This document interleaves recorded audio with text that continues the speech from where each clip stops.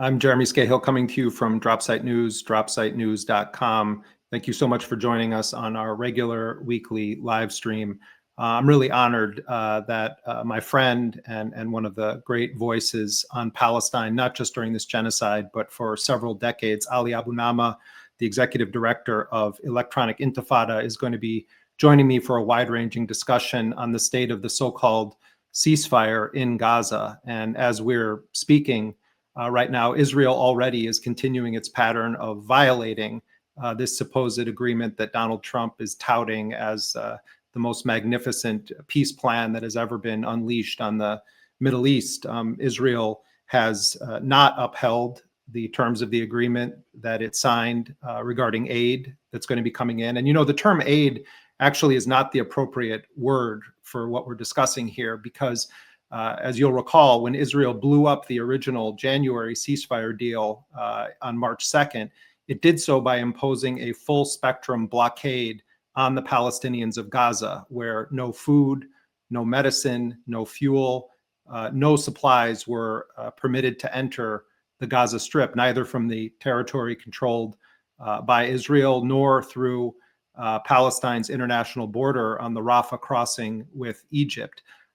This withholding of aid, this blockade, of course, was a very clear war crime intended to collectively punish the Palestinians of Gaza. So when we're talking about aid deliveries, what we're really talking about are life essentials that Israel has systematically prevented from reaching Gaza, as it destroyed systematically the hospital and medical system in the country, the bakeries, the food distribution programs, basically imposed a situation where no international organizations that historically have been responsible for ensuring that flour gets to bakeries, that soup kitchens and community sites for people to get meals are functional, and they only allowed in their mercenary organization from the ridiculously and lethally ridiculously named Gaza Humanitarian Foundation. And of course, more than 2,000 Palestinians were killed since the GHF arrived in Gaza in May.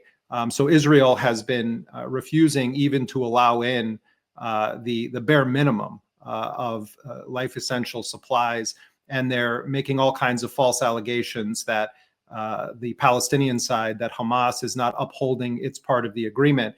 And the Trump administration, even privately last night, told journalists that this is not true, that actually Hamas has not been in any way violating the ceasefire agreement. So this is exclusively on Israel, and Israel has also done a number of strikes. Palestinians continue to be killed by American bombs fired by Israeli forces. And the Palestinian resistance, of course, as part of this deal, handed over to Israel the 20 living Israeli captives that were still in the custody of the Palestinian resistance. And in exchange for those captives, some 1,700 plus Palestinians that had been kidnapped from Gaza in the aftermath of October 7th were returned to the Palestinian side. Some of them, though, have been deported to other countries, mostly Egypt. And others are coming back into Gaza and telling horrifying stories of the torture that they endured in the gulags that they were held by Israel. And if you compare how the Israelis look in the media coverage to how the Palestinians look, you can see a clear distinction. The Palestinian resistance was holding these Israeli captives while Israel was systematically bombing and targeting all of Gaza's territory. And the Palestinian prisoners look like the descriptions that you often hear of what it's like in these Israeli prisons. They're emaciated. Some are in wheelchairs. Some have had limbs amputated. Some have gone blind.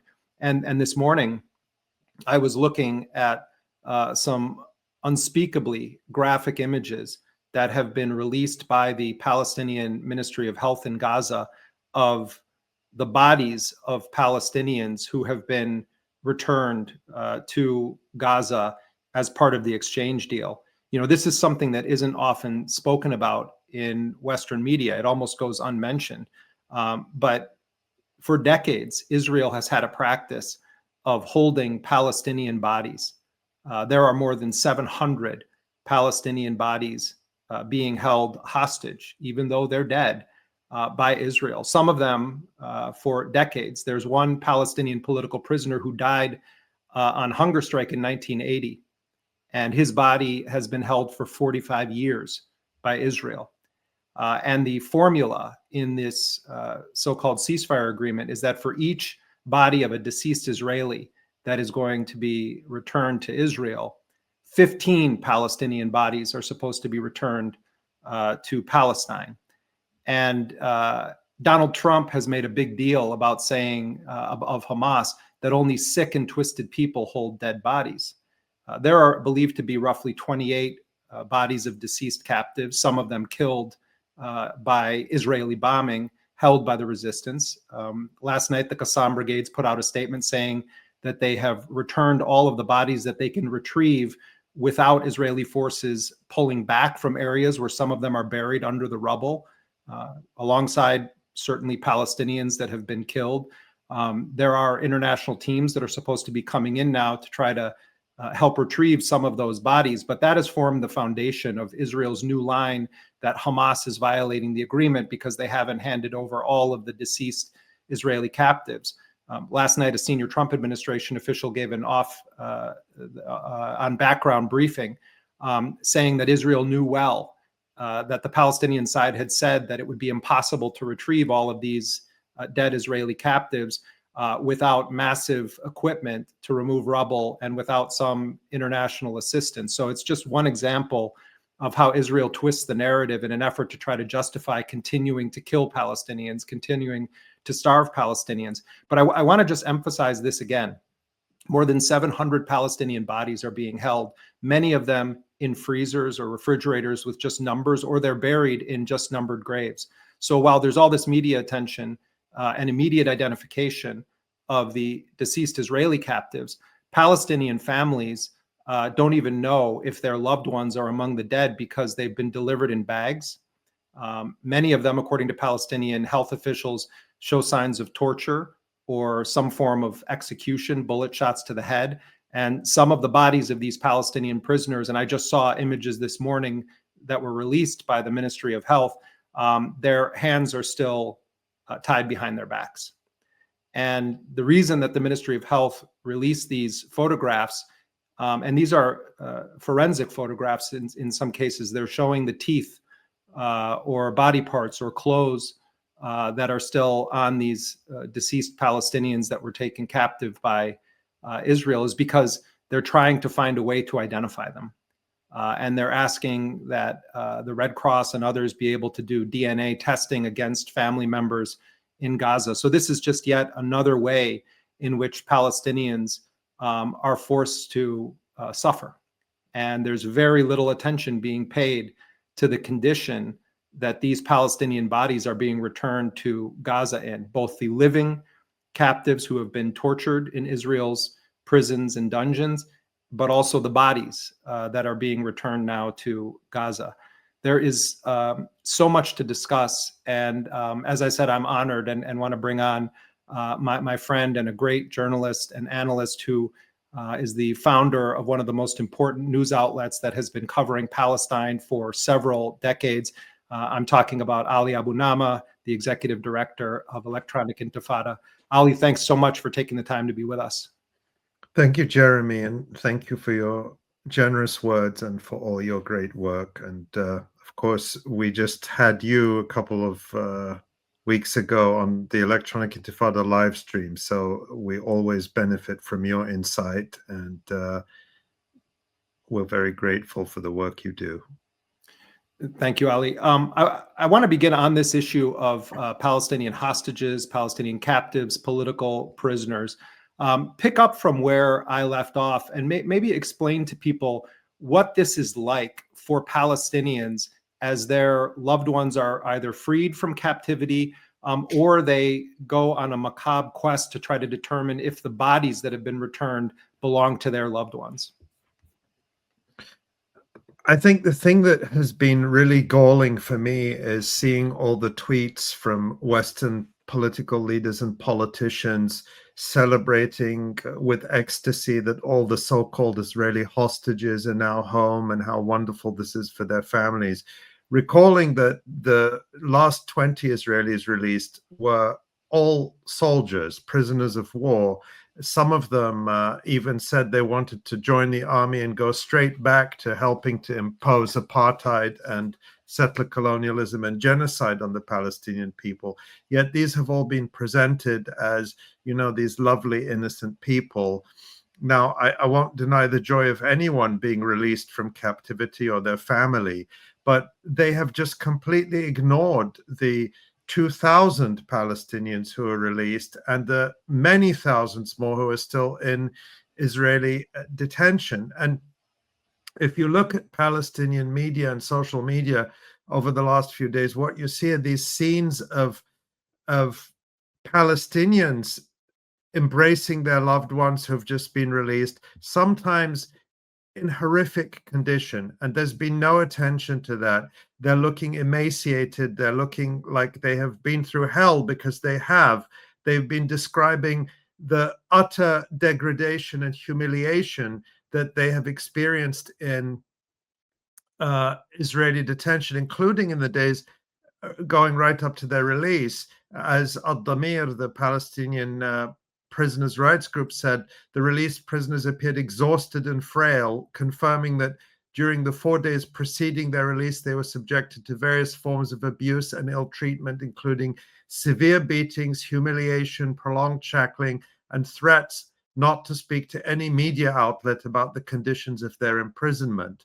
The prolonged suffering inside the occupation's prisons was evident on their faces and bodies. Many had lost dozens of kilograms and were visibly weak and fatigued. And let's recall, of course, Jeremy, that there is no imposed famine in Israel. It is Israel's choice to starve these detainees. The other thing that's worth noting is who many of these detainees are. For example, one of those who was released was Dr. Muhammad Abu Musa, a radiologist from Nasser Hospital in Gaza, who was kidnapped in February 2024 when occupation forces stormed the hospital and kidnapped him while he was on duty. Other medical personnel were released by the Israelis. Why were they even detained in the first place? And of course, there are many more doctors and nurses and medics who are still in Israeli custody, including Dr. Hussam Abu Safiya. And then if you look at the long-term prisoners who were released, some 250 long and life-term prisoners, the vast majority of them, 157, were members of Fatah. So they're not even members of Hamas, which shows that the Palestinian resistance is trying to represent and serve the entire political spectrum. Just over 60 of them were from Hamas, and the rest were from other factions. And most of them have gone into exile, been forced into exile by Israel to Egypt and other countries, of those long-term prisoners, which again shows that this is not really freedom. They're not being allowed to return to their homes and villages and towns and families. They're being forced into another kind of prison, the prison of exile. And then I just want to point finally, Jeremy, to the fact that in this release, only a tiny handful of children were released by Israel, and I think just a couple of women. And Ad-Damir again notes that there are still over 9,000 Palestinians in Israeli prisons, including 52 women, 400 children, and more than 3,500 so-called administrative detainees. Those are people held without even the pretense of a charge or trial. And still more than 100 long-term and life sentence prisoners. So for all the joy of those being released, the vast majority of Palestinian political prisoners and prisoners of war are still in Israel's torture camps and dungeons. Yeah, Ali, just to give people a bit of context about some of what you're saying here in the context of the ceasefire. When the Palestinian negotiating delegation was dealing with Trump's people and dealing with the Israelis, and this has been true in all of these negotiations, one of the primary stated goals of Operation Al-Aqsa Flood on October 7th was to free Palestinian prisoners and free Palestinian hostages from Israeli custody. In fact, Yahya Sinwar, the late leader of Hamas, he himself was freed from an Israeli prison in 2011 as part of an exchange deal for the Israeli soldier Gilad Shalit. And when Sinwar was in prison, he was there for 2 decades. He had studied the memoirs of Israeli intelligence officials, became fluent in Hebrew, and then translated those memoirs into Arabic and distributed them among other prisoners. And part of the reason that was listed as one of the top goals of Operation Al-Aqsa Flood is that history has shown that this is the only way that Palestinians who are given multiple life sentences by Israel ever see the light of day again.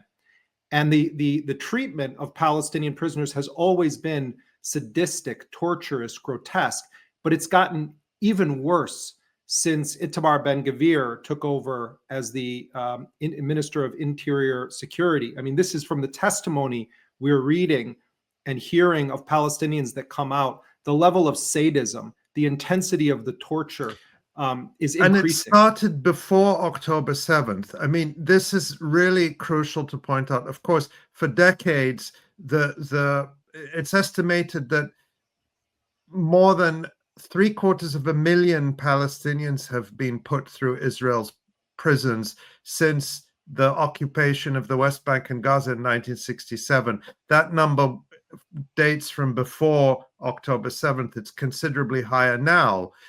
And the treatment has always been terrible. We can go into that history, but the severe, deliberate degradation of that treatment, the deliberate imposition of extreme, cruel, and unusual degrading treatment, including denial of food, denial of medical care on a mass scale, denial of showers, of hygiene, was started by Itamar Ben-Gvir long before October 7th. And so that treatment of the prisoners was one of the precipitating factors for the October 7th resistance operation. And it's important to point that out because, you know, in the Israeli Western narrative, nothing ever bad had ever happened before October 7th. The first people ever to suffer in captivity were those Israelis taken captive on that day. And there's no acknowledgement given to the horror that Palestinians, including hundreds of children each year, are put through in Israeli detention. And children, as you've written about, as I've written about, are often subjected to a military trial system where they're denied basic fundamental rights to legal counsel or meeting with lawyer or to see evidence against them. And it's what, you know, Israel is in company with some of the most rogue regimes on earth with treating children, with subjecting children to military tribunal systems. It's the only country in the world that has been doing that systematically, and that all predates October 7th.